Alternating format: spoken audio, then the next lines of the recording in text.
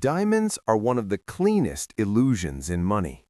They're small, they're portable, they fit in a pocket, and because they're sold behind glass under perfect lighting with words like investment grade and store of value, people assume they work like gold or stocks. Buy a diamond, hold it, sell it later, profit. But the second you try to actually cash out, you learn something brutal. Diamonds are not liquid. Diamonds are not priced the way you think, and taxes are the part nobody mentions until after you've already sold. So when you hear someone say, the rich sell diamonds without paying taxes, it sounds like a conspiracy. It sounds like offshore accounts and secret auctions. But in most cases, the truth is simpler. The wealthy aren't magically exempt from taxes on diamonds. They're avoiding the moment where a taxable sale becomes unavoidable, or they're moving the transaction into a structure where the tax outcome changes. And diamonds, more than almost any asset, show you how the wealthy actually think, because diamonds aren't just jewelry. For the ultra-wealthy, diamonds are often used as a portable store of wealth, a status object, a family heirloom, and sometimes a financial tool. But here's the legal reality in the U.S. Owning diamonds isn't taxable.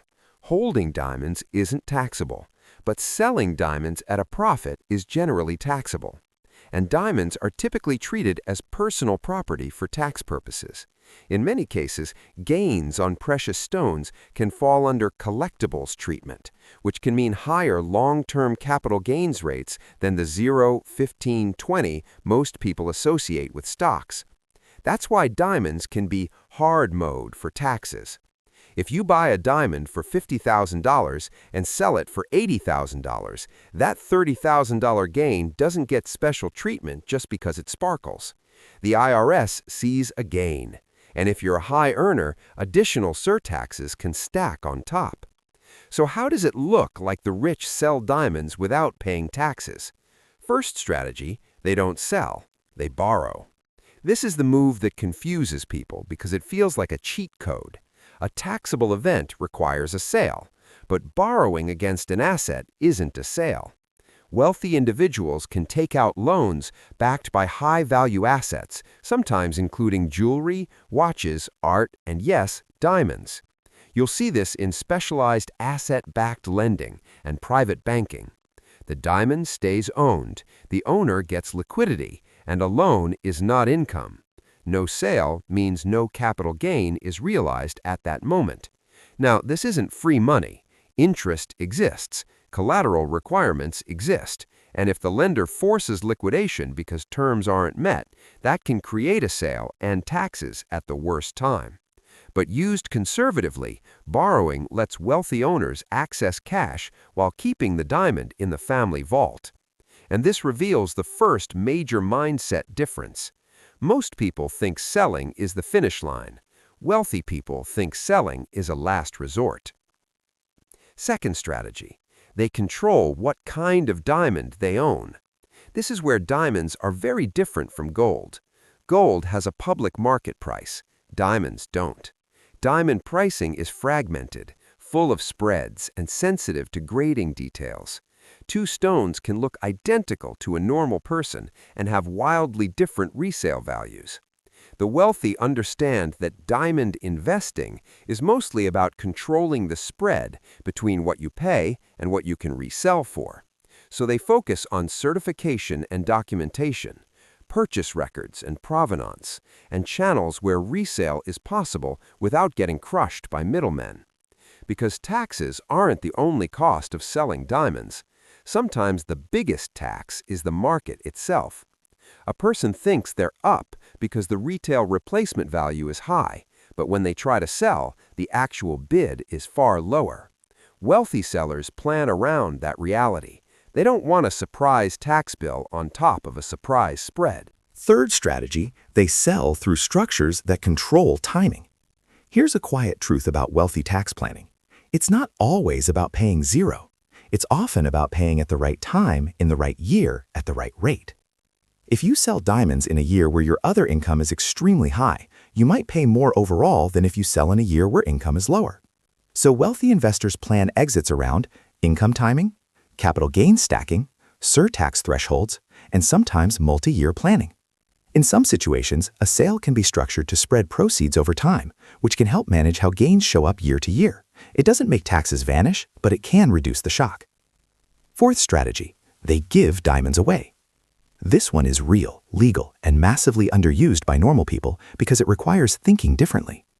If someone is already charitably inclined and they hold an appreciated diamond, selling it first is often the least efficient move.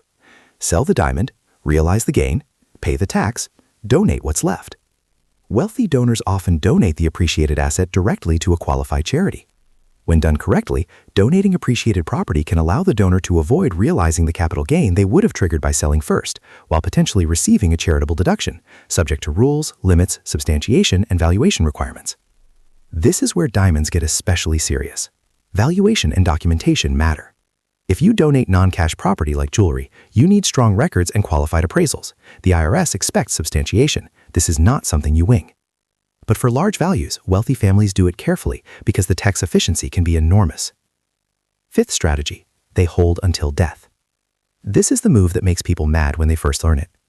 If a diamond or any appreciated property is held until death and passed to heirs, the cost basis is generally stepped up to fair market value at death. That means decades of appreciation can disappear for capital gains purposes. The gain was never realized, so it's never taxed as a capital gain. Estate tax is a separate system with its own thresholds and planning, but the capital gains piece is why wealthy families often treat diamonds as heirlooms, not flipping inventory. This is also why you'll hear rich people talk about legacy assets. They don't plan to sell them, they plan to pass them. Sixth strategy, they offset gains. If diamonds must be sold, wealthy investors often look for losses elsewhere. Tax loss harvesting isn't just for stocks. Capital losses can offset capital gains, and unused losses can carry forward. Wealthy people have something most people don't: options. If they have multiple assets, they can choose which ones to realize and when. They can intentionally realize losses in a year they realize a big gain, softening or sometimes eliminating the net tax impact. Most people don't have that flexibility. They sell the diamond because they need the cash, and they accept whatever tax consequence comes with it. Which brings us to the part nobody wants to admit. A lot of diamond tax strategies aren't strategies at all. They're just wealth. If you don't need to sell, you can choose when you sell. And if you can choose when you sell, you can choose your tax outcome. That's why it looks like the rich sell diamonds without paying taxes. But the most important truth is also the most boring. In the US, if you sell diamonds at a profit in a taxable situation, you generally owe tax. There is no magical diamond loophole that erases tax on a simple sale. What exists are legal planning moves that change the sequence.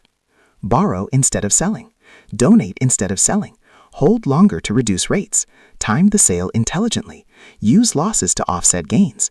Plan generationally so selling isn't needed. So what can a regular person do with this? First, don't treat diamonds like a liquid investment. Most diamonds resell for far less than people expect, and taxes are only one part of the cost. Second, if you do own valuable diamonds, track your bases. Keep purchase records, receipts, certificates, insurance appraisals, and documentation. Without basis records, taxes can get ugly fast. Third, if you're sitting on a large gain and you're already charitable, talk to a qualified professional about donating appreciated property correctly. Fourth, if you're thinking about buying diamonds as an investment, be honest. Do you want an asset or do you want a story? Because diamonds are often better at being a beautiful object than a financial instrument. And the big conclusion: diamonds don't make you wealthy. They're what wealthy people buy once they already are. The real strategy isn't hidden in the gem. It's hidden in the structure around it. This video is for informational purposes only. It does not constitute legal, tax, or investment advice. All investments involve a degree of risk, including the risk of loss. Always consult qualified professionals for your personal situation.